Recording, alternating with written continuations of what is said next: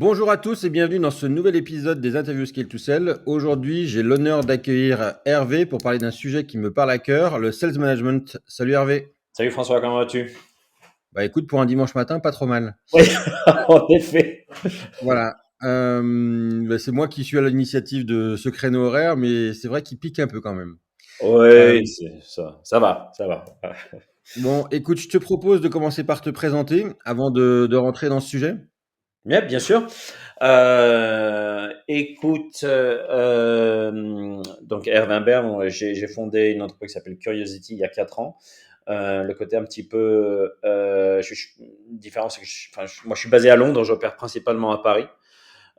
Et je travaille avec des entreprises, des dirigeants d'entreprises, des dirigeants commerciaux. Donc typiquement, le business va bien, mais ils ont trois, quatre problématiques principales. On travaille évidemment que sur les aspects commerciaux les quelques points bloquants que ces dirigeants et dirigeantes ont observé, c'est des soucis de culture vente qui ne sont pas suffisamment fortes. Ils ont des challenges aussi au niveau du taux de transformation de leurs équipes, différentes raisons sous-jacentes. Et puis, ils ont aussi de temps en temps des soucis de recrutement de commerciaux qui n'ont pas fonctionné, pas d'un point de vue sourcing, mais d'un point de vue processus. Okay, donc, moi, je les aide à mettre en place des processus prédictifs. Voilà, c'est les 3-4 problématiques principales. Je les aide de différentes façons. Et effectivement, comme je le disais, je suis basé entre Paris et Londres, et donc pas mal d'allers-retours entre les deux capitales. Il y a des grandes différences dans le sales management entre Paris et Londres? Écoute, c'est une bonne question. Tu vois, il y a une chose que l'on me dit moi souvent. Alors, je sais pas si c'est dans le sales management ou dans les deux. Mais il y a une chose que l'on me dit souvent. On me dit, Hervé, tu vas à 180 degrés par rapport à tout ce qu'on nous a dit auparavant. Les gens comprennent pourquoi. On me dit que je vais à l'inverse de ce que l'on de ce qu'on leur a recommandé pendant de longues années, ouais. Toi, tu as plus été dans ta carrière dans un environnement anglo-saxon ou plus français? Ah bah, moi j'ai été, et c'est un petit peu l'une des raisons pour lesquelles j'ai monté Curiosity. Moi ça fait plus de 25 ans que je suis à Londres. En fait, si tu veux, moi je suis pas tombé je j'ai raconté un petit peu ma vie, mais moi D'accord. j'ai pas commencé dans la vente. J'ai commencé dans une approche, enfin j'ai un background, technique, scientifique. Et puis, à un moment de ma vie, j'ai essayé de monter une boîte et je pensais que la vente, c'était facile, il fallait développer la relation, parler de soi, boire des cafés, etc. Je me suis évidemment méchamment vautré. Et au cours de cette expérience, j'ai investi du temps et de l'argent sur moi-même pour justement me faire former par des approches bien évidemment anglo-saxonnes, américaines. Et c'est là que j'ai découvert que il y avait une façon de faire. Il y avait une façon de faire la vente, il y avait une façon de faire la gestion des équipes commerciales qui était très claire, qui était structurée, et qui allait, comme je disais, très à l'inverse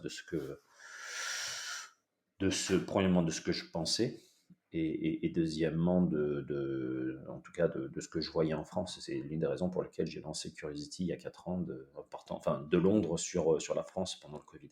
C'est quoi le portrait robot d'un bon sales manager? C'est quoi le portrait robot d'un bon sales manager? Alors, je peux peut-être dire ce que ce n'est pas déjà. Je peux peut-être dire ce que ce n'est pas. Ouais. Un bon sales manager, ce n'est pas forcément un bon sales. Ok. Beaucoup de ce que je vois souvent, c'est des entreprises qui font monter sur une position de sales manager des gens qui ont bien réussi en vente. Ok. Et malheureusement, c'est pas une condition sine qua non pour être un bon sales manager. Il faut comprendre que gérer les commerciaux rencontrent des dynamiques qui sont uniques dans une organisation. Ils rencontrent de la réjection, ils rencontrent de l'hostilité, ils rencontrent des prospects qui leur mentent, hein. On a le droit de mentir à un commercial et on va toujours au paradis. C'est pas parce que les gens sont méchants, c'est comme ça. It's the name of the game. Il faut parler argent constamment. On rencontre de la concurrence qui est bien souvent au niveau du prospect l'option de ne rien faire, ok, rester un petit peu dans une situation qui n'est pas idéale. Enfin, tout un ensemble de choses. Et donc, gérer des commerciaux, c'est compliqué, puisque du fait de ces dynamiques. Donc, qu'est-ce que c'est qu'un bon sales manager? Un portrait robot d'un sales manager, c'est pas forcément un bon sales. Par contre, pour répondre à une question peut-être que tu vas poser par la suite, c'est quelles sont, dans mon monde à moi, quelles sont les 4 responsabilités principales d'un sales manager? C'est premièrement, heu, coacher ses équipes, deuxièmement, motiver ses équipes, troisièmement, recruter de façon continue, une chose que peu de sales managers font, et quatrièmement, développer ce qu'on appelle une culture, dans l'anglais on appelle ça accountability, une culture de imputabilité. Ok, c'est-à-dire tu t'engages à faire quelque chose, tu vas le faire. Ok. Ce sont alors c'est pas le portrait robot parce que je pense pas forcément qu'il y ait un portrait robot. Par contre, il y a ces 4 compétences qui sont clés, et ce que je vois moi au jour le jour, c'est que d'abord coacher. Le mot coaching, coach, etc., est un petit peu galvaudé, mais c'est une approche puissante. Et il n'y a pas beaucoup de sales managers qui savent le faire. L'imputabilité ou l'accountability, c'est absolument clé pour le développement d'une culture vente, et pourtant, il n'y a pas beaucoup de gens qui savent le faire. La motivation, pareil. Moi, l'une des questions que je pose typiquement aux CEO, tu vois, dans des grosses boîtes ou dans des petites boîtes, c'est que je leur demande, est-ce que vous savez pourquoi vos commerciaux viennent chez vous le matin? Vous connaissez leurs objectifs? Et la réponse classique, c'est oui, je les connais. Mais les objectifs qu'ils connaissent, c'est les objectifs de leur entreprise. Ils ne connaissent pas pourquoi les commerciaux viennent au boulot. Ils ne savent pas, par exemple, si c'est parce que quand ils étaient petits, les voisins avaient un bateau, et eux aussi veulent avoir un bateau parce qu'ils ont toujours rêvé d'avoir un bateau. Si c'est parce que ils veulent s'acheter, je vais dire n'importe quoi, la voiture, machin, ou si c'est parce que ils ont, comme on dit en anglais, a chip on the shoulder, ils ont quelqu'un à qui ils veulent dire, pardon my French, mais ils veulent dire fuck you, ok, ça peut être un parent, ça peut être un frère, ça peut être un ex, tu vois, une revanche à prendre sur la vie, qui est absolument fondamentale. Ces choses-là sont absolument fondamentales à comprendre pour pouvoir savoir comment gérer un commercial qui, une fois de plus, va rencontrer cette situation unique. Okay, donc, je reviens sur l'un des points clés de la motivation. Il n'y a pas beaucoup de sales managers, il n'y a pas beaucoup de sales leaders qui connaissent les réelles motivations de leurs commerciaux. Donc voilà, il n'y a pas forcément de portrait robot, mais par contre, il y a 4 responsabilités clés d'un sales manager qui sont coachés, motivés, recrutés et développer cette accountability. Excuse-moi, la réponse était un peu longue. Non, non, juste pour être sûr d'avoir bien compris, la différence entre motivation et coaching. Motivation, c'est connaître mon sales et connaître les points sur lesquels je peux appuyer pour développer chez lui l'envie de vendre. Et coaching, c'est plus de la méthodologie. Oui, c'est ça. C'est ça. Les deux sont forcément liés, puisque tu peux pas coacher si tu sais pas ce qui motive quelqu'un. D'accord? Par exemple, moi, l'une des toutes premières choses que je fais lorsque je commence à rentrer dans une organisation, je fais ce qu'on appelle un goal workshop. J'essaye de comprendre les raisons pour lesquelles les gens viennent au boulot.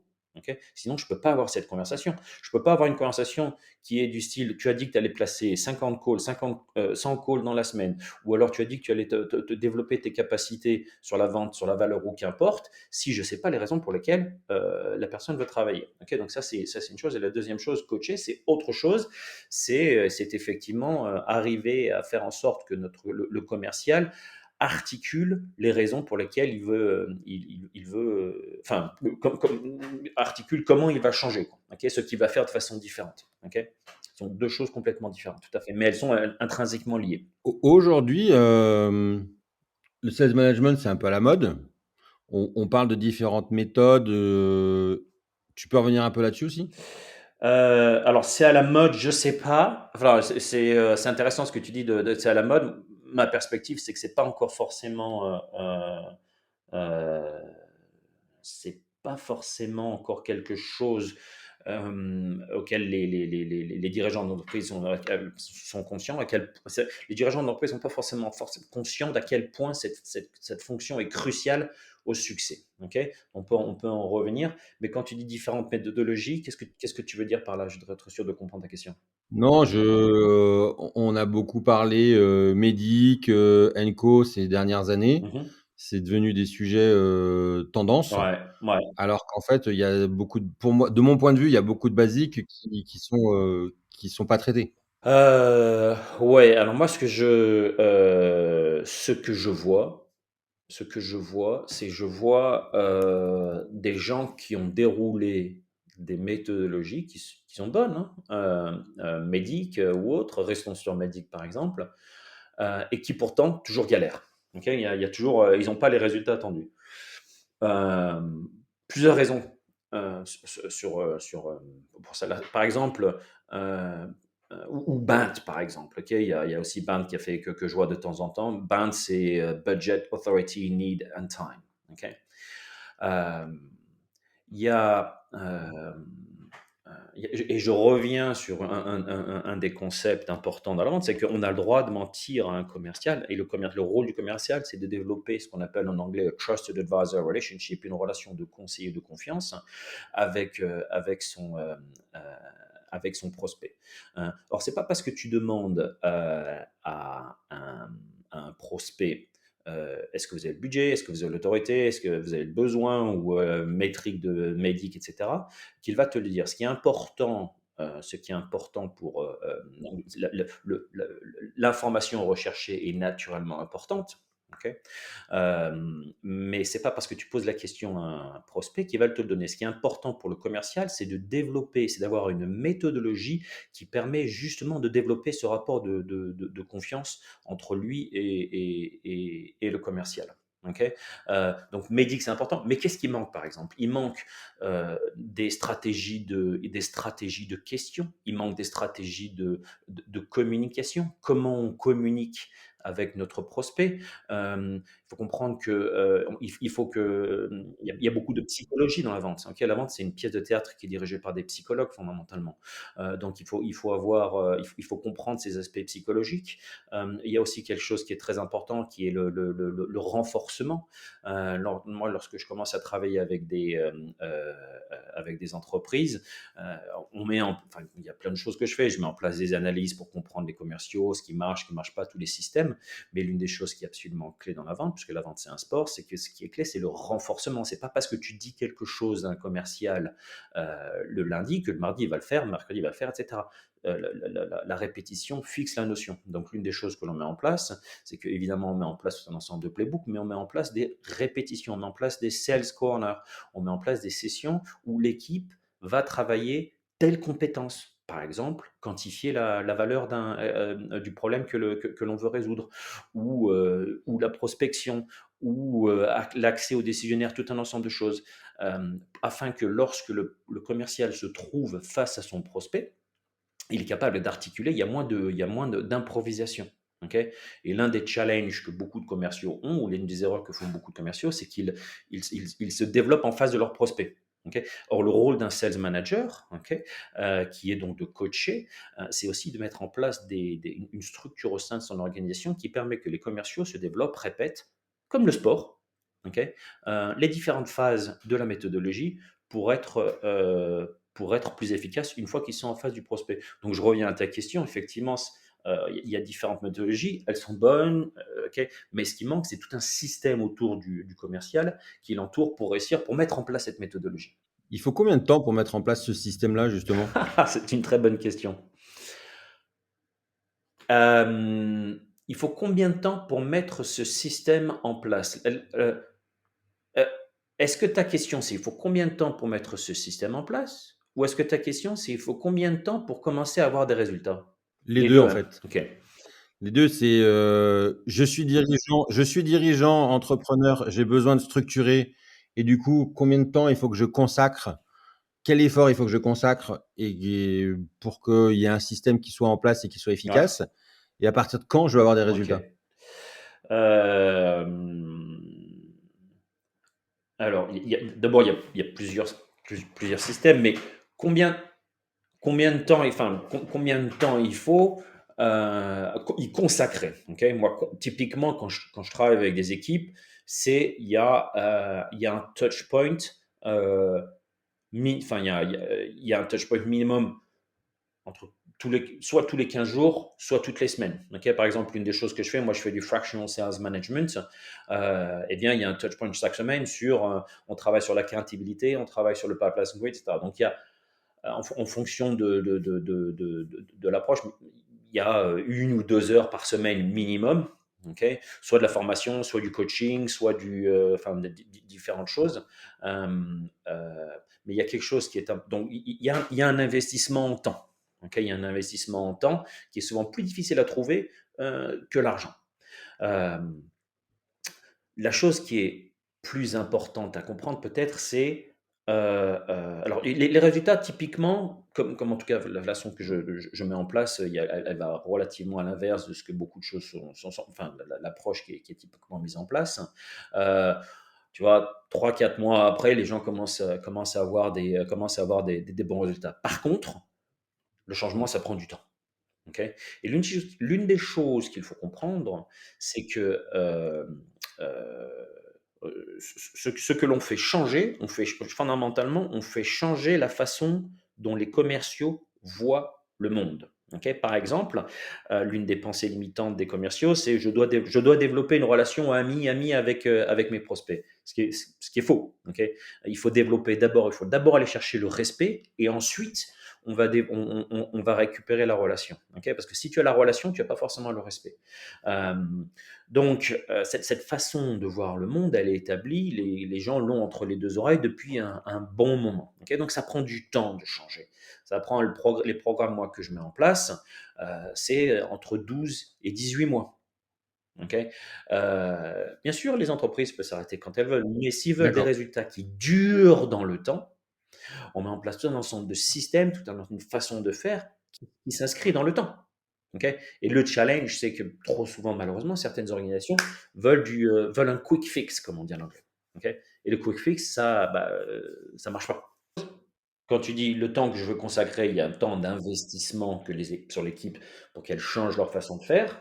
Quand est-ce que je vais avoir des résultats? Typiquement, en quelques mois, les gens commencent à avoir des résultats. Mais pour avoir des résultats qui restent, qui durent dans la durée, fondamentalement, c'est 12-18 mois. Il y a une entreprise avec qui je bosse depuis 18 mois. On a commencé à travailler, ils avaient des tickets à 20K. Ils ont aujourd'hui des tickets à 200, 300, 400K. Mais ça fait 18 mois qu'on bosse ensemble. Sur quoi doit se baser un bon sales manager pour faire évoluer ses Très équipes? bonne question. C'est une très très bonne question. Euh, sur quoi doit se baser un sales manager pour faire changer ses équipes? Euh, ok. Comment répondre de façon synthétique? De façon synthétique, je dirais que ce sur quoi elle doit se baser, ce ne sont pas les techniques de vente. Il doit se baser sur des systèmes. J'ai déjà parlé des systèmes de renforcement. Je peux aussi te parler d'une approche de recrutement de commerciaux qui est souvent source de beaucoup de problèmes. Ok. Pourquoi? C'est parce que je reviens sur une chose que je t'ai dite au début, c'est que les commerciaux sont des animaux différents.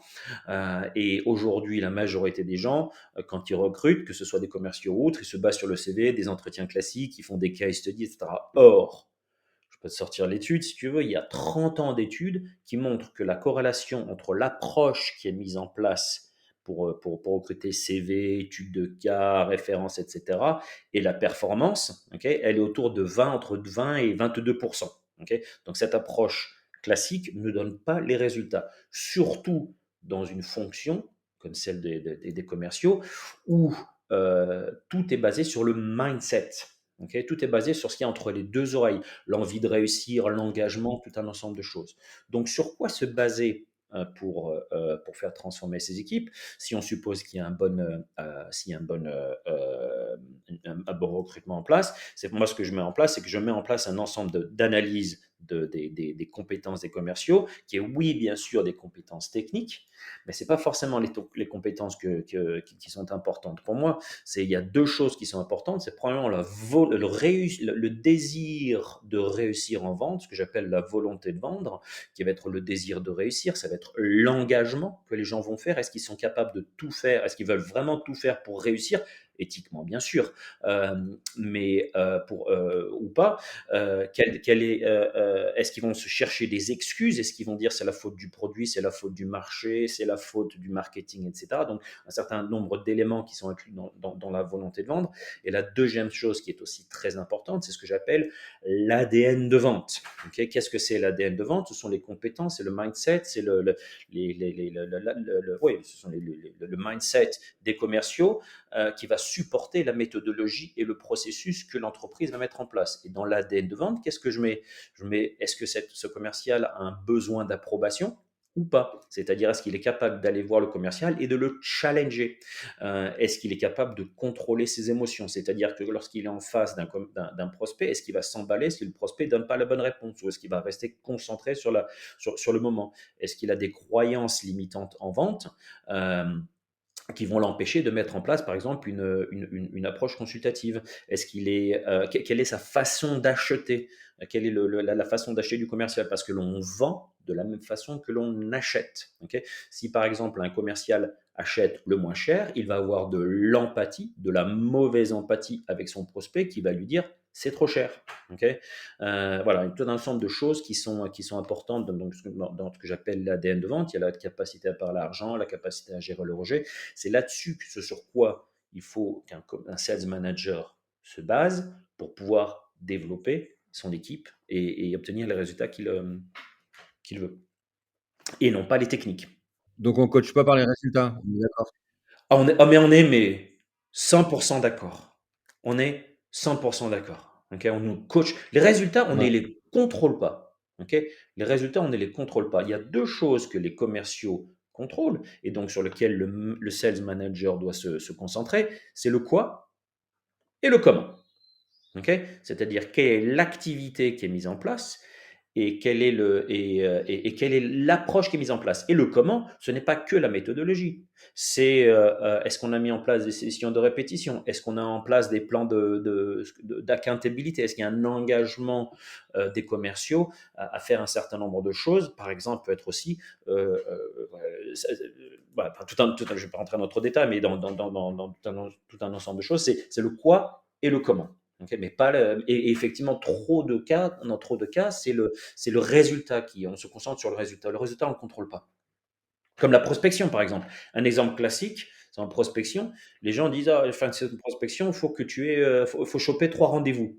C'est absurde parce que ça va démotiver le commercial. Pourquoi? Parce que la prospection téléphonique, c'est excessivement dur. On ne contrôle pas le résultat que l'on veut avoir. Donc, ce sur quoi il faut se concentrer, c'est tu t'es engagé à faire combien de calls? Je dis n'importe quoi, 50 calls. C'est là-dessus. Ok, très bien. Ben, fais tes 50 calls, fais-les bien. Donc, on se concentre sur l'activité et on se concentre sur le comment. Okay, et en anglais, on dit activity leads to result. Quand c'est bien fait, activity leads to result. Mais si on se concentre sur il faut que tu aies 5 calls ou 5 meetings à la suite de ta session et que tu ne les as pas, tu vas démotiver tes commerciaux. Tu peux détailler un petit peu la comptabilité? Accountability, c'est ouais, je peux renforcer enfin développer ceci. C'est l'une des choses que les gens ne veulent pas faire. Enfin, l'une chose qui est contre-productive, c'est le micromanagement. D'accord? C'est le micromanagement. Donc, l'accountability, c'est clairement l'inverse du micromanagement. D'accord? L'accountability, c'est prendre les gens pour des adultes. Ok, c'est prendre les gens pour des adultes et c'est développer une culture qui est telle que moi, en tant que manager, je suis là pour t'aider à réussir. Ok, je suis là pour t'aider à réussir. Je suis là pour t'aider à réussir en te développant, en te coachant, en te formant, etc. Mais toi, en tant que commercial, ok, tu t'engages à faire un certain nombre de choses. Et moi, en tant que sales manager, je comprends pourquoi tu veux faire tel nombre de choses, parce que tu m'as dit que tu voulais, comme je te disais au début, tu veux avoir le bateau, tu veux dire fuck you à qu'importe, ou tu veux t'acheter la voiture, ou quelque chose. Ok, donc moi, je vais t'aider à faire ça. Par contre, toi, tu t'engages. Moi, je t'aide, euh, mais si au bout de, j'ai dit n'importe quoi, au bout de 2 semaines, au bout d'un mois, au bout de 6 semaines, de huit semaines, je vois, je vois des excuses qui remontent. Ok, ah, je peux pas parce que c'est le produit, c'est le machin, ça. Si je vois que tu utilises plus ton index, c'est-à-dire que tu pointes vers l'extérieur plutôt que ton pouce qui pointe vers toi, ce que toi tu peux changer, alors, my friend, toi et moi, il faudra qu'on ait une conversation parce que peut-être que l'environnement dans lequel nous sommes n'est pas, enfin l'entreprise dans laquelle tu travailles, nous ne sommes pas faits pour toi. Et peut-être qu'il faut que tu ailles voir, enfin, te développer et développer ta carrière dans un autre environnement. Mais c'est vraiment, enfin, c'est vraiment, toi tu veux aller là, c'est là que tu vas aller, voilà les activités que tu vas faire, et moi en tant que sales manager, je suis là pour t'aider à arriver à développer les compétences qui vont t'aider à aller où tu veux aller. Ça va contre l'idée reçue que ce qui motive les commerciaux, c'est l'argent. Exactement, exactement. Moi, je suis en train de parler je suis en train de parler à un CRO en ce moment, ok. Voilà, je vais poser la question, qu'est-ce qui motive tes gens? Qu'est-ce qui motive tes commerciaux? Et l'une des choses qu'il m'a dit, c'est l'argent. Or, si tu veux, les chiffres sont clairs. Moi, je travaille avec le leader mondial des évaluations des systèmes commerciaux, basé aux États-Unis. Okay, ils ont évalué 35 000 organisations, 2,5 millions de commerciaux. Euh, les chiffres sont là. Si tu prends les top 10% des commerciaux, d'accord, euh, les top 10% des commerciaux, eh bien, 58% ont une motivation intrinsèque, seulement 25% ont une motivation extrinsèque, c'est-à-dire l'argent. Intrinsèque, ça veut dire être vu, être reconnu comme le meilleur, développer ses compétences, etc. Et 14% ont une motivation qui est balanced. Okay, donc, clairement, non. La motivation principale, c'est pas celle de l'argent. En tout cas, pour les players. Et du coup, en fait, petite digression, du coup, c'est est-ce qu'il faut garder une partie variable pour ces équipes quand on a fait ce constat-là? Oui, oui, bien sûr. Mais et je reviens à ce que, bien sûr. Mais c'est pas l'argent qui va motiver les gens. En anglais, on dit l'argent it's just a mean to an end. Okay? It's just a mean to an end. C'est juste un moyen pour arriver à quelque chose d'autre. Okay? Bien sûr, gardons l'argent. Et c'est important l'argent. Okay? C'est important l'argent. Mais let's elevate the conversation. Élevons la conversation. Élevons la conversation.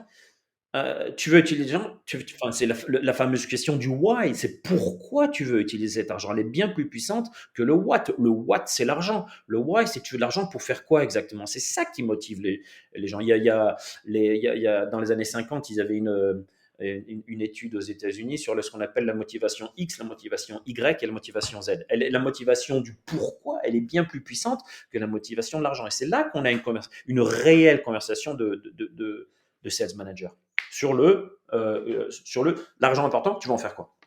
Tu as parlé des croyances limitantes. Ouais. Euh, comment un commercial prend-il conscience de ces croyances limitantes? Ah.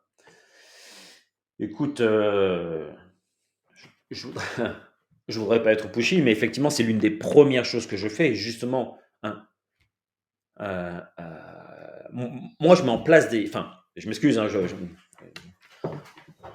veux pas être, I don't want to be too salesy, comme on dit en anglais, mais c'est exactement ça. C'est l'une des premières choses que je fais, c'est que je fais un état des lieux. Et donc je travaille avec le partenaire dont je t'ai mentionné, euh, et je mets, il y a tout un ensemble il y a un questionnaire que j'envoie aux commerciaux, il y a un questionnaire que j'envoie au sales leadership, il y a un questionnaire que j'envoie au sales management, et les pensées limitantes remontent. Et les pensées limitantes remontent. Par exemple, pour un sales manager, ça va être des pensées limitantes comme je n'ai pas besoin de gérer l'activité de mes commerciaux. Ça va être j'ai pas besoin de débriefer mes vendeurs, j'ai pas besoin de savoir ce qui motive mes vendeurs, ok? J'ai pas besoin de donner de la reconnaissance à mes vendeurs, enfin tout un ensemble de choses. Mais comment? C'est, bah, faut faire fondamentalement, il y a un ensemble de produits sur le marché, il faut faire une évaluation des commerciaux parce que voilà, les gens, enfin, et c'est normal, on n'est pas forcément honnête avec nous-mêmes, on est tous un peu biaisés et on pense qu'on est un peu meilleur que l'on est. Donc, ce qu'il y avait sur le temple d'Apollon qui est connais-toi toi-même, c'est l'une des clés du développement des équipes. C'est une des clés du développement personnel, quoi qu'il en soit, mais c'est aussi une des clés du développement des équipes commerciales pour connaître effectivement nos pensées limitantes. Est-ce qu'on a besoin de se faire approuver par nos prospects, etc. Et c'est pour ça que, très franchement, j'ai fait l'erreur, moi, quand j'ai lancé Curiosity, je faisais de la formation. Okay, et puis je me suis rendu compte en fait que c'est pas parce que tu donnes les façons de faire aux gens qu'ils le mettent en place. Il y a quelque chose de plus profond à aborder, à mettre en place, tous les systèmes, toute la culture vente et la connaissance de soi. Voilà, donc la façon de connaître, de prendre conscience des commerciaux et de connaître nos croyances limitantes et les autres freins qui nous empêchent de réussir, bah, c'est de faire une évaluation purement dédiée sur la vente. Attention, une chose qui est importante, c'est qu'il y a quelque chose qui est connu un petit peu, c'est tout ce qui est DISC, MBTI, etc. Ça, c'est pas des approches qui sont dédiées à la vente. C'est de la data qui est ce qu'on appelle, sans rentrer dans trop de détails, c'est de la data qui s'appelle ipsative. C'est de la data qui est self-reported. C'est comment les gens se voient. Okay. Moi, quand je mets en place des analyses commerciales, des analyses de systèmes commerciaux, c'est de la data normative. Je travaille avec une entreprise, ils sont je peux parler du secteur, mais ce qui m'intéresse de comprendre, c'est comment lui, ce que savoir, c'est comment mes commerciaux se positionnent vis-à-vis de la concurrence, vis-à-vis de mon segment. Et donc, ce qui est important, c'est la data normative. D'accord. Voilà. D'où l'importance de se connaître soi-même, de se faire une évaluation sur l'équipe ou sur soi. Je mettrai un lien si tu veux, ou je mettrai un lien sur. J'ai créé différents livres blancs là-dessus. Et du coup, comment le sales manager arrive à briser ses croyances limitantes? Ah, très très bonne question. Parce qu'en fait, parfois, on est quand même sur la corde raide, de on est sur la corde raide, avec des choses qui peuvent, heurter des Bien sensibilités, sûr, fortes. bien sûr, bien sûr. D'où l'une des choses que je mets en place, c'est d'abord le désir, enfin, c'est pour ça que le désir de réussir et l'engagement que l'on est prêt à mettre en place est clé. Bien souvent, les gens sont prêts à faire un chose, pour réussir, les gens sont prêts à faire des choses avec lesquelles ils sont confortables. Or, je reviens une fois de plus sur ce que j'ai dit au début. La vente, c'est un secteur qui est formidable. On peut gagner beaucoup d'argent, on peut développer sa vie, etc. Mais il faut sortir de sa zone de confort. Ok. Donc, briser les croyances limitantes et développer l'ADN de vente, ça se fait ça se fait dans le temps. Ok. C'est pour ça que je reviens sur le fait que quand je travaille, moi, c'est minimum 12 mois, voire 18 mois, etc. C'est là qu'on a les résultats. Euh, tu es familier avec la roue des croyances? The Wheels of Beliefs? Non, Non? Ok. non. C'est plus facile d'expliquer visuellement, mais la roue des croyances, on a en nous un certain nombre de croyances qui génèrent thoughts and emotions, des pensées, des émotions, d'accord? Euh, qui génèrent elles-mêmes des actions ou des non-actions, d'accord? Qui, à leur tour, génèrent des résultats ou des non-résultats qui renforcent les croyances. D'accord? Donc, tu as une sorte de roue qui tourne. OK? D'accord. Et c'est pour ça que la meilleure façon de briser les croyances limitantes, enfin, il y en a deux. Il y en a une qui est plus immédiate que l'autre, hein, mais les deux sont importantes. La première, c'est qu'il ne faut pas agir sur ses croyances. Il faut agir sur les actions que l'on met en place. OK? Moi, il y a tout un ensemble de méthodes. Quand je déroule une méthodologie, il y a tout un ensemble de choses et les gens disent: ah, je peux pas dire ça, je peux pas poser cette question, je peux pas faire ça, etc. Ok. Et la réponse est: just fucking do it and you will see the result. Ok. Fais-le, tu verras le résultat. Donc les gens le font et ils voient le résultat qui diffère petit à petit du résultat normal qu'ils avaient. Donc, l'action change le résultat. Le résultat va changer les croyances, ok, et les croyances va changer à terme ce qu'ils pensent, les émotions qu'ils ont, et donc ils vont prendre d'autres actions, etc. Donc ça, c'est la première chose. Travailler sur les actions qui sont prises, la façon de faire. Et je reviens, c'est ce que contrôlent les commerciaux, c'est comment, c'est ce qu'ils contrôlent, c'est ce qu'ils font et comment ils le font. Ok. La deuxième chose, pour briser les croyances limitantes, ça va peut-être te paraître un peu wishy-washy ou un peu olé olé ou quoi qu'il en soit, mais l'une des choses que je recommande à beaucoup d'équipes commerciales de mettre en place, c'est de travailler sur un journal, d'avoir un journal quotidien. Ok. Parce qu'il faut savoir que nous, humains, on est principalement pilotés par notre inconscient. On est vraiment trop souvent en autopilote. Ok. Et cet autopilote, il vient d'où? Cet autopilote, cette façon de voir le monde, il vient de toute notre éducation, de notre passé, etc., de ce que nous ont dit d'autres personnes que l'on a incorporé. Ok. Donc, la meilleure façon de reprendre contrôle sur nos propres pensées, ok, sur notre façon de voir le monde, c'est d'avoir un journal quotidien. Hein.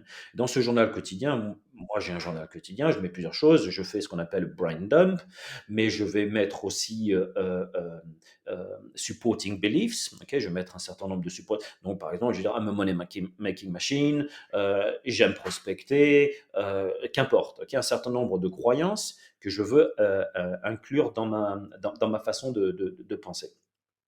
Je vais mettre aussi, je vais renforcer ma gratitude, et puis je vais travailler sur mes techniques. Ok. C'est-à-dire que tous les jours, je vais travailler sur des techniques de vente que je veux utiliser au jour le jour avec mes quotidiens. Donc c'est comme ça que petit à petit, par les actions et par un travail quotidien sur ce qu'on a entre les deux oreilles, qu'on obtient les résultats attendus. Du coup, de ce que j'entends, en fait, ce qui compte, c'est qu'il y ait quand même beaucoup de routines. Ces routines, on les formalise de quelle façon et comment on les fait évoluer? Très bonne question. Comment on les formalise? Euh, euh, Moi, je travaille une fois aussi avec une plateforme qui n'est pas du tout connue en France, qui s'appelle Membrane. Ok. Et j'ai un webinaire d'ailleurs qui arrive fin septembre là-dessus, euh, où on formalise tout un ensemble de choses. Premièrement, l'une des raisons pour lesquelles les commerciaux n'utilisent pas le CRM, c'est que le CRM, il n'est pas là pour aider les commerciaux, il est là pour les contrôler. Donc, quand on formalise, par exemple, un processus de vente, quand on formalise un playbook, ce qui est important, c'est de définir, d'aider les commerciaux à avoir ce playbook at their fingertip, ok, à leur doigt. Donc, par exemple, d'un point de vue, une routine qui est importante, c'est le sales process et la méthodologie. Quand je déploie Membrane, au sein de Membrane, j'ai les différentes milestones qui sont les composantes d'une étape du processus de vente. Okay. Il y a, je ne sais pas, ça va être comment tu quantifies la valeur. Est-ce que tu as fait un test du thermomètre? Est-ce que tu as fait ceci? Est-ce que tu as fait cela? Lorsque, par exemple, de l'identification du problème. Donc, tout ça, c'est défini. J'aide les commerciaux avec des phrases qui sont posées, des vidéos qui sont là. Donc, on formalise ceci de façon spécifique. Ce que l'on formalise aussi, c'est comment le coaching est fait. Le coaching, bien souvent, c'est tu as un sales manager qui va parler à un sales. Déjà, s'il s'est coaché, c'est bien, parce que bien souvent, il essaie de le sauvegarder plutôt que de l'aider. Et puis ensuite, la semaine d'après ou 15 jours après, il va recommencer une autre conversation. Il n'y a pas de suivi, il n'y a pas de accountability. Moi, j'utilise Membrane, ils ont une approche qui s'appelle Elevate. Je mets des plans de coaching qui sont personnalisés, puisque je les ai évalués sur le 21 compétences de vente, l'ADN, le machin, etc. Là-dessus, on définit un plan de coaching. Et chaque semaine, lorsqu'on y a, il y a, il y a, il y a, il y a un one-to-one, c'est la semaine dernière, tu m'as dit que tu allais faire, on avait discuté de ça, tu m'as dit que tu allais faire ça, qu'est-ce que tu as fait, qu'est-ce que tu n'as pas fait, qu'est-ce qui a marché, euh, euh, comment je peux t'aider, etc. Donc on formalise le coaching plan, on formalise aussi les activités les taux de transformation et les résultats. Et on suit ça de façon visuelle, ce qui permet de développer une culture vente tant au niveau de l'individu qu'au niveau de l'équipe, puisqu'on a ce qu'on appelle en anglais dashboard-led meeting. Okay, on a des conversations sur la data de l'activité, sur la data de l'effectiveness, sur la data des résultats. Voilà, tout un ensemble de systèmes et de structures sur comment on formalise cette routine. Okay, et puis comment on les fait évoluer, ben, effectivement, on voit ce qui marche pas. L'une des raisons pour lesquelles j'utilise la plateforme que je te mentionnais, qui s'appelle Membrane, c'est qu'on est capable de comprendre ce qui a marché, ce qui n'a pas marché, où est-ce que le deal a failed, où est-ce qu'il s'est planté, mais on voit ça de façon concrète. Okay, et puis on répète. Et comme tu dis, c'est de la routine. C'est de la routine. Okay, tout comme vendre, c'est toujours la même chose. Moi, je dis aux commerciaux, vous avez deux options. Vous pouvez remplir vos besoins émotionnels ou vous pouvez remplir vos besoins financiers. Si vous voulez remplir vos besoins émotionnels, avoir un bon moment avec le prospect, faites-le. Okay, mais vous ne remplirez pas vos besoins financiers. Les besoins financiers, si on fait toujours la même chose et on se concentre de façon spécifique ce sur quoi on veut petit à petit s'améliorer. Okay. On peut passer un bon moment et tout en atteignant ses besoins financiers. Hmm. Écoute, le nombre de fois où les commerciaux sortent d'un rendez-vous avec un prospect, il dit ouais, le meeting il était top, ok. Et je lui dis ok, il est où le challenge, ok.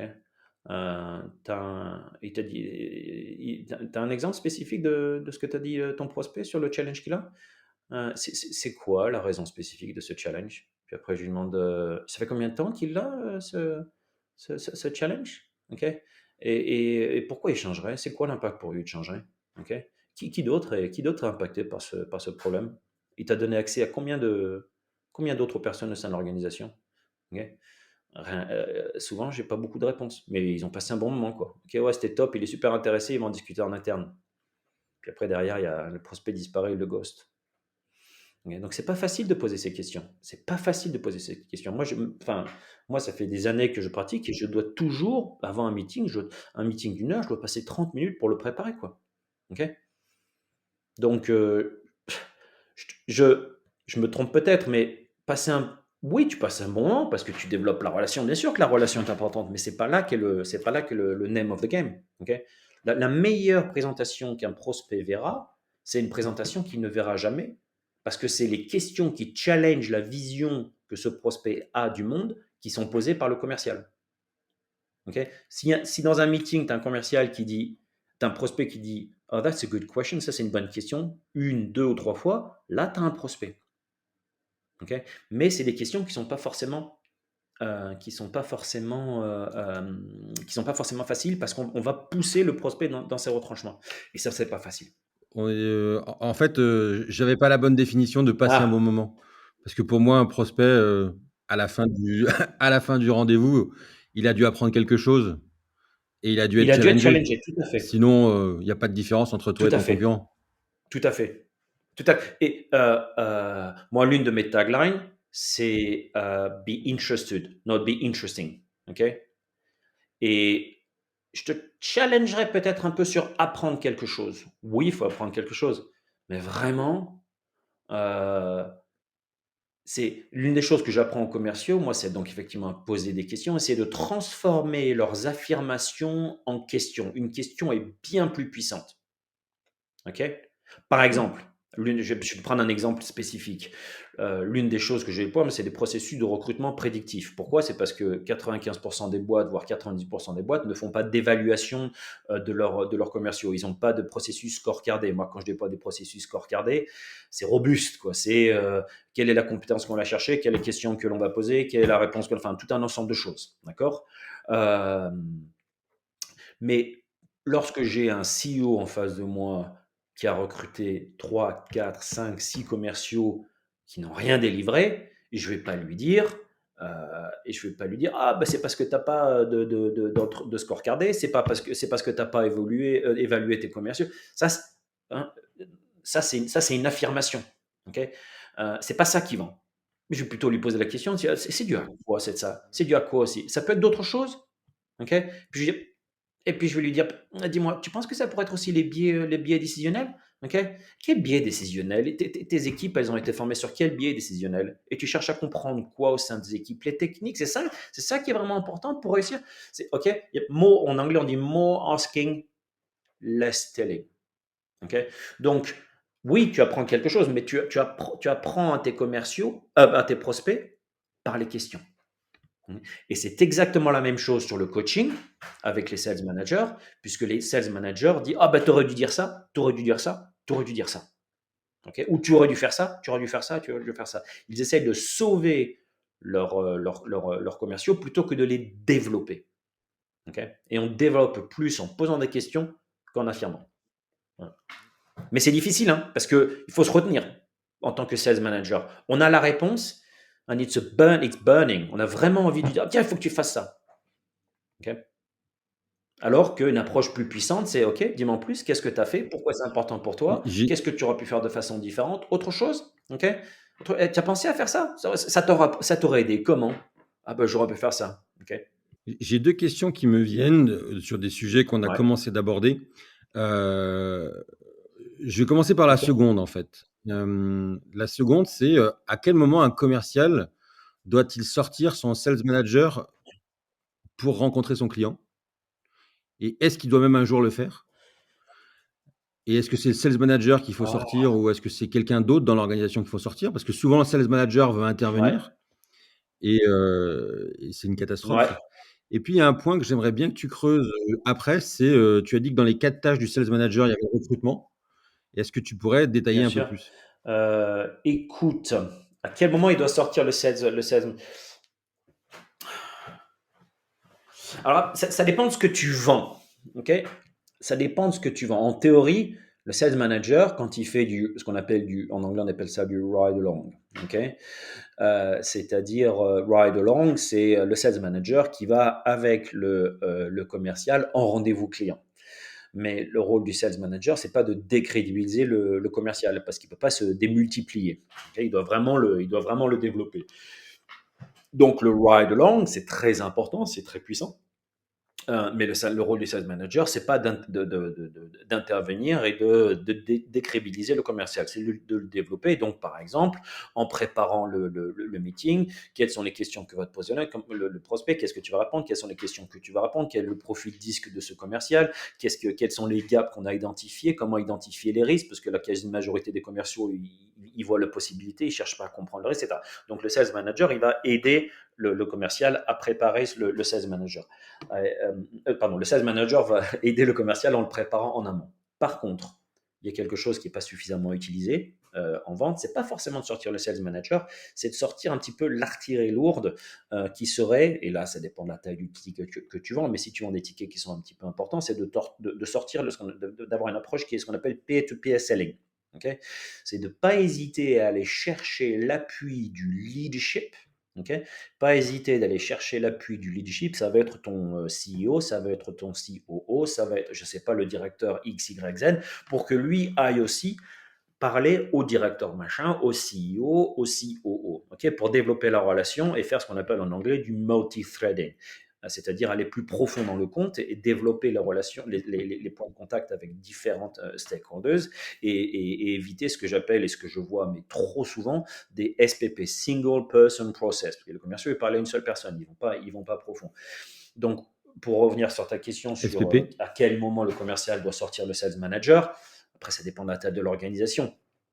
Je recommanderais plutôt d'aller sortir le leadership pour aller parler au leadership de l'organisation en question. Une supputation là, c'est que la conversation que le commercial a, elle est value-based selling. Elle n'est pas features and benefit selling. Elle est basée sur la valeur, sur les aspects stratégiques, plutôt que la fonctionnalité et le bénéfice. Mais ça, c'est une autre question. Donc ça, c'est pour c'est ta première réponse. À quel moment? Tu me posais une deuxième question sur le recrutement. Il y a des points spécifiques. Enfin, je me souviens plus exactement de la question. Tu disais que, tu disais que le recrutement, c'était une des 4 fonctions du sales manager. Ouais, Est-ce que tu peux, développer et aussi donner peut-être des astuces? ouais. Ok.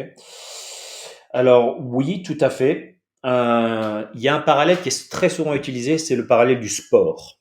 Ok. Euh, Et on dit selling is a sport, ok?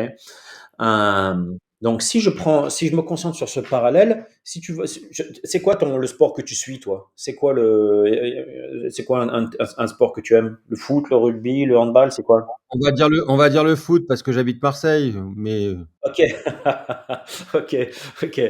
Donc, quand tu regardes un match de foot, il y a 11 personnes, c'est ça? Parce que moi, je suis plutôt rugby, quoi. J'habite, parce que je suis ouais, plus, ouais, je suis 11 euh, personnes. quand tu regardes un match de foot, c'est 11 personnes, d'accord? Est-ce qu'il y a 11 personnes sur le terrain ou est-ce qu'il y a un banc de remplaçants? On est d'accord qu'il y a un banc de remplaçants. Okay. Parce que au cours du match ou au cours de la saison, il va y avoir une blessure, il va y avoir un joueur qui va être démotivé, il va y avoir un besoin d'une autre compétence, etc., etc. Eh bien, pour les équipes commerciales, c'est pareil. Pour les équipes commerciales, c'est pareil. Il peut y avoir quelqu'un qui démissionne, il peut y avoir quelqu'un qui perd sa motivation, il peut y avoir tout un ensemble de choses qui font que le sales manager ou le sales leadership doit être capable de taper dans le banc. Ok. Or, je cherche encore, enfin je pousse un peu le trait, mais 95% des boîtes recrutent quand elles en ont besoin. Ok, elles recrutent quand elles en ont besoin. Tu connais la fameuse ce clip vidéo Always ABC, Always Be Closing. Je sais pas si tu connais ça. Ok. Et moi, ce que je recommande, c'est pas forcément de Always Be Closing, c'est Always Be Qualifying, mais ça c'est une autre conversation. Et pour le recrutement, je recommande de mettre en place des stratégies de ABR, Always Be Recruiting. Ok, parce qu'il faut toujours la prospection, le recrutement, c'est comme la prospection. Il faut tout le temps en faire d'un point de vue sales management pour les raisons que j'ai mentionnées. Euh, Après, tu as un challenge derrière. Tu as un challenge parce que ça prend du temps. Okay. Et trop souvent, les entreprises, quand elles recrutent, euh, premièrement, c'est des gens, et j'ai tout le respect possible pour les gens qui sont dans la RH, mais les gens qui sont dans la RH ne connaissent pas la complexité, la difficulté de la vente, qui est une fois de plus unique. Euh, donc, l'une des raisons pour lesquelles les gens ne recrutent pas de façon continue, c'est que ça prend du temps. Okay. Donc, si tu me demandais une astuce ou un tip, c'est premièrement d'avoir des offres qui tournent constamment, okay, pour construire un bench de A-player. Et deuxièmement, ce que je recommande moi aux gens, c'est, je reviens sur ce que je te disais au début, de mettre en place, c'est ce que je fais, mettre en place des évaluations de commerciaux sur les 21 compétences de vente, la volonté de vendre, l'ADN de vente et les compétences techniques. Et de ne rencontrer, et l'approche que moi j'utilise, c'est que lorsque les gens passent cette évaluation, il y a 3 outputs. Soit c'est non recommandé, soit ça vaut la peine d'être rencontré, soit c'est recommandé. Et la réalité, c'est que statistiquement, si les gens qui sont recrutés sont recommandés par les évaluations que j'utilise, il y a 75% de chances qu'entre 6 et 12 mois, ils fassent partie des top A-players au sein de l'organisation. Donc, ce que je leur recommande, c'est de laisser tourner des offres, okay, mais des offres qui soient réellement attractives, pas des offres qui commencent par nous sommes machin, nous sommes bidule, on fait ceci, on fait cela, parce que le commercial A-player, il en a rien à faire, et de mettre en place des évaluations qui sont frontées pardon, de mettre des processus qui sont fondés d'évaluation, qui tournent continu, et d'avoir et de rencontrer soit les gens qui sont recommandés, soit les gens qui valent la peine d'être rencontrés. Et au niveau du leadership, au niveau du sales management, mettre un key KPI ou un key leading KPI qui est de tu as fait combien d'entretiens de potentiels candidats au cours de ce mois-ci. 2, 3, 4, 5, 10, qu'importe en fonction de la taille de l'organisation. Mais de faire tourner ça de façon continue. Okay. Et puis la deuxième chose sur laquelle j'ai légèrement touché, c'est d'avoir des job descriptions qui sont réellement attractives. Je te jure, je vois passer des offres qui sont montées par des cabinets de recrutement. Elles commencent par quoi? Elles commencent par nous avons été mandatés par nous sommes les meilleurs du recrutement, etc. Ensuite, qu'est-ce qui suit derrière? C'est l'entreprise machin fait ceci, fait ceci, fait cela. Et derrière, qu'est-ce que c'est? C'est des job descriptions, c'est des JDs, des job descriptions qui sont basés sur les activités. Il y a, c'est mauvais. Okay, et je suis poli encore, c'est mauvais. Le recrutement, c'est comme la prospection, il faut commencer sur ce qui est important pour le candidat. Et ce qui est important pour le candidat, c'est pas forcément c'est pas forcément ce que fait le recruteur, c'est pas forcément ce que fait l'entreprise. C'est what's in it for me. Ok. Il faut développer des JD, des job descriptions qui soient attractifs, qui attirent du A player, pas du B ou du C player. Okay. Donc voilà, je vais très vite parce que c'est l'une des choses que je fais. C'est une très longue conversation. Okay. Mais c'est développer des JDs qui soient attractives et c'est fondamentalement avoir évidemment un score cardé et puis surtout quelque chose qui tourne en continu. Qui tourne en continu. Voilà. Est-ce que ça répond à ta question de façon un petit peu, Bah peut-être un petit écoute, peu brouillonne? ça répond à ma question. On arrive là à 1 heure quasiment d'échange. Est-ce qu'il y a des points que tu aurais aimé qu'on aborde et qu'on n'a pas vu ensemble? Écoute, non, tu vois, on a parlé de. Là, je suis en train de penser sur le recrutement. Moi, j'ai écrit un guide d'auto-évaluation d'un processus de recrutement de commerciaux robuste. C'est un livre blanc qui est téléchargeable. J'ai un livre blanc sur les 40 pensées des commerciaux, les 40% des managers. Si tu veux, si ça peut aider ton audience, je peux partager quelques liens là-dessus. Ça peut peut-être leur donner du grain à moudre Eh et ben, on le partagera volontiers. voilà. Ok, très bien. Je termine cette interview maintenant par un petit quiz improbable. Donc, tu vas être la troisième personne à qui je vais poser ces questions. Je vais le D'accord. personnaliser un petit peu pour toi, qui est un expert, pas un entrepreneur classique dans les interviewés. Première Ouais. question, tu es plutôt thé ou café? Ah, je suis plutôt. Je suis. Alors, je sais pas si je suis un expert. Je connais deux trois choses. J'essaie d'être un, mais je suis définitivement café quoi. Bon. Si Curiosity pouvait parler, quel serait son mot préféré? Si Curiosity pouvait parler, quel serait son mot préféré? Un mot? Euh, Self-development. Au-delà de la Si tu, curiosité, puisque la curiosité est dans le titre le nom de la boîte, quoi. L'entreprise, ouais. Si tu pouvais embaucher en sales manager un super-héros, qui c'est que tu embaucherais? Un super-héros? Ouais. Ah ouais, c'est a good question. Wow! Ma connaissance des super-héros, n'est pas très bonne. Ok, alors je connais pas son nom, mais je suis sûr qu'il y en a un. C'est un super-héros, puisque c'est fondamentalement le job d'un sales et d'un sales manager, un super-héros qui est capable de lire dans les pensées de quelqu'un. Puisque par nos Oh, questions, c'est notre façon de faire. Hein. C'est ce que l'on veut faire. On veut comprendre le monde de nos interlocuteurs avec leurs yeux. Donc, il y a sûrement eu des ce séries type ou de des super. super-héros qui font ça, ouais. Ouais, ouais, j'imagine. Hein, ouais. Si Curiosity est une saveur de glace, ce serait quel parfum? Réglisse. D'abord parce qu'il n'y en a pas beaucoup. J'aime bien cette question. Pourquoi? D'abord parce qu'il n'y en a pas beaucoup. Parce que ça me rappelle un petit peu mon enfance quand on mangeait ces bâtons de réglisse, tu sais. Et puis c'est. And it's fucking good. C'est très très bon. Quelle est la chanson qui te donne le plus la pêche?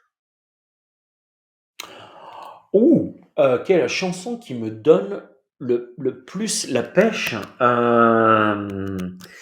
Alors je sais pas si là en même temps je vais rapidement sur Spotify. C'est pas forcément une chanson, mais j'ai effectivement j'ai un track.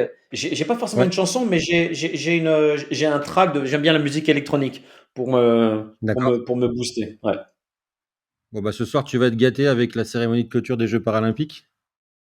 Ah, et c'est parce qu'il va y avoir va y avoir de le. C'est que de l'électro a priori, donc moi j'ai hâte de Ah, regarder ça.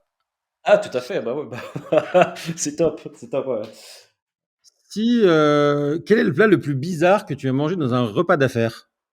Le plat le plus bizarre que j'ai mangé dans un repas d'affaires.